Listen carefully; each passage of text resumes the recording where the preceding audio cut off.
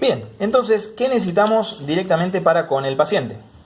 Primero vamos a tener que evaluar la anatomía venosa del paciente, para lo cual sí o sí vamos a necesitar algo que permita remarcar toda la anatomía venosa. Hay muchas maneras de mencionarlo, en general se lo llama un lazo, y la realidad es que suele estar compuesto por una cinta de látex, idealmente, o eventualmente una cinta de elástico que puede estar diseñada comercialmente para ese fin, o un guante u otras estrategias que podamos conseguir en el momento, incluyendo, no para dejar de lado, el manguito de la tensión arterial, el tensiómetro, el esfigmomanómetro. Eso va a ser importantísimo porque es lo que nos va a permitir marcar toda la parte venosa. A eso se le suma, ya dijimos, todo lo que tenga que ver con la parte de bioseguridad, que es importante. En este caso en particular, algún tipo de torunda de alcohol o solución alcohólica que nos permita conseguir el efecto de eliminar la carga bacteriana, en parte por barrido, en parte por acción. Y recordemos que en la mayoría de los casos se recomienda de 30 segundos de acción a 60 a 1 minuto. Bien, con lo cual tenemos un tiempo bastante prolongado. Lo ideal es primero identificar el sitio anatómico donde vamos a realizar la punción, realizar la antisepsia del lugar y mientras tanto ir preparando el material, ir preparando el equipo. Vamos con el siguiente video. Con lo cual, continuando, lo primero que vamos a hacer cuando lleguemos a la unidad funcional del paciente es prepararnos para realizar la venopunción.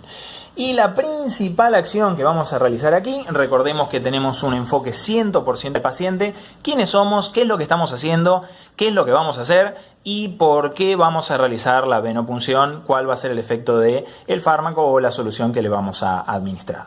Cuanto más cooperativo sea el paciente, mayores chances hay de que la venopunción salga fácil, de que el acceso venoso periférico se pueda colocar de manera sencilla. Para eso, secreto, necesitamos varias cosas. La primera, estar siempre cómodos. Segundo, contar con la cooperación del paciente. Tercero, tener un buen repaso de la anatomía venosa. Debemos saber ya desde el principio cuáles son las venas y dónde están ubicadas en el miembro superior o en el miembro inferior que estamos yendo a buscar. Recordemos que en miembro superior siempre trabajamos con, en general, 3 venas grandes. 3, para repasarlo podríamos pensar en, número 1, la vena basílica, número 2, la vena cefálica, número 3, la vena media o mediana. Con esas tenemos básicamente las más importantes de miembro superior. Dentro de lo que es miembro inferior solemos tener 2, que son la safena interna y la safena externa. Recordemos que siempre trabajamos, a menos que seamos expertos en la materia, con el sistema venoso superficial, no con el profundo, por el riesgo de punciones arteriales o lesiones nerviosas. Una vez que tengamos identificado la anatomía del paciente, es importante destacar que siempre nos ayuda la palpación. Las mejores venas suelen palparse, no verse. Eso es importante. No vamos a poder palparla fácilmente si no colocamos primero un lazo.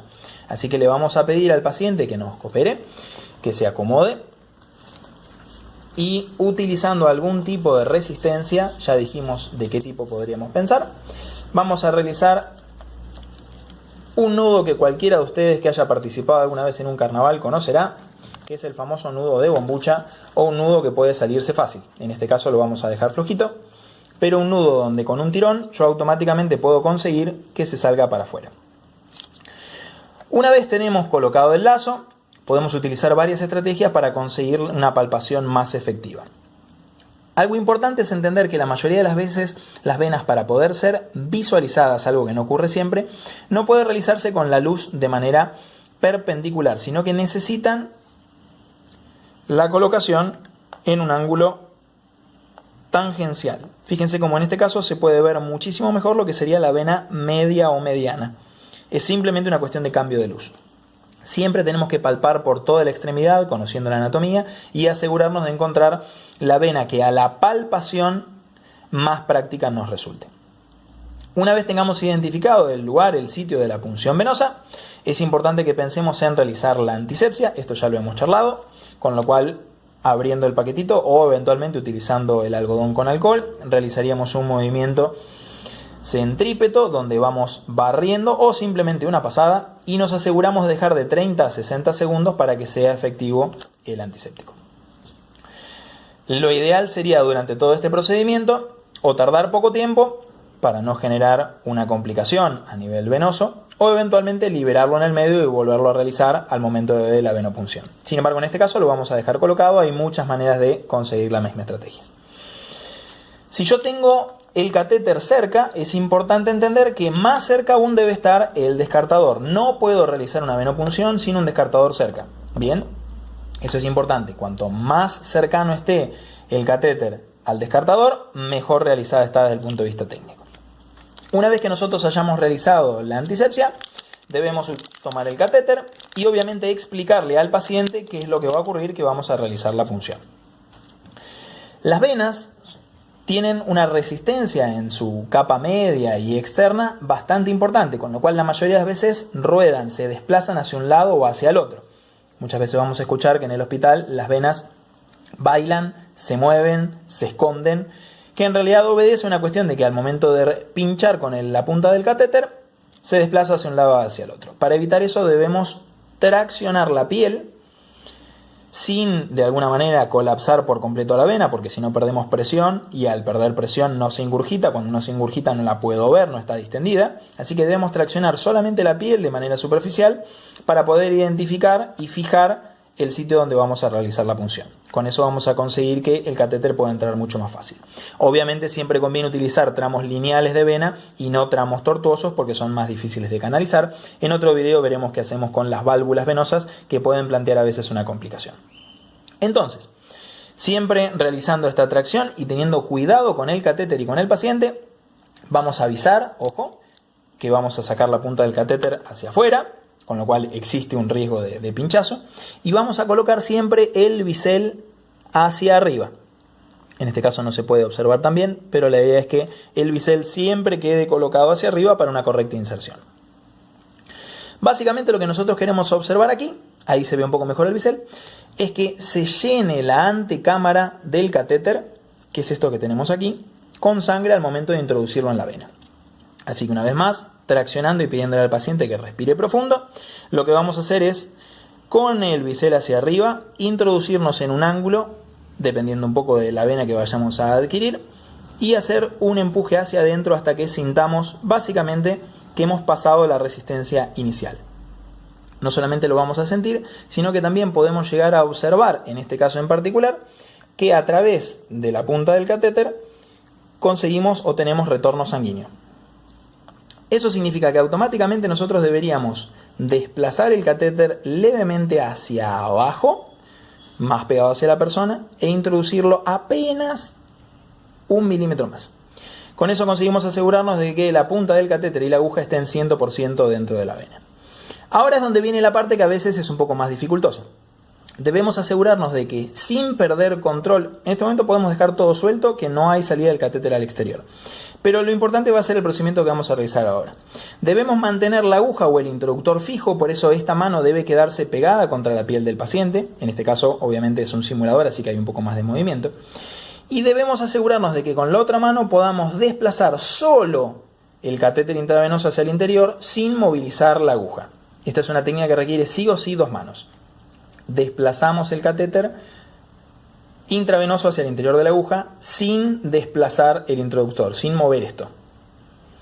Hasta allí tampoco tenemos salida de sangre. Cuando nosotros saquemos la aguja es donde vamos a tener de alguna manera habilitado el conducto y obviamente va a salir sangre al exterior. ¿Cómo lo evitamos? Muy sencillo, simplemente hacemos presión en el extremo distal del catéter y pensamos en retirar la aguja, descartándola lo antes posible en el descartador como corresponde, como obedece la técnica. Ahora lo único que nos queda hacer es, sin tocar, conectar la punta del equipo del set de administración y obviamente no tocar la parte del puerto y no soltar esto hasta que esté fijo, como habíamos mencionado anteriormente. Bien, como ya dijimos, esto no lo podemos soltar nunca. Ahora vamos a colocar nuestros pedacitos de cinta. Dijimos que eran 3 como mínimo. Vamos a colocar la primera cubriendo el sitio de punción para comenzar con la fijación.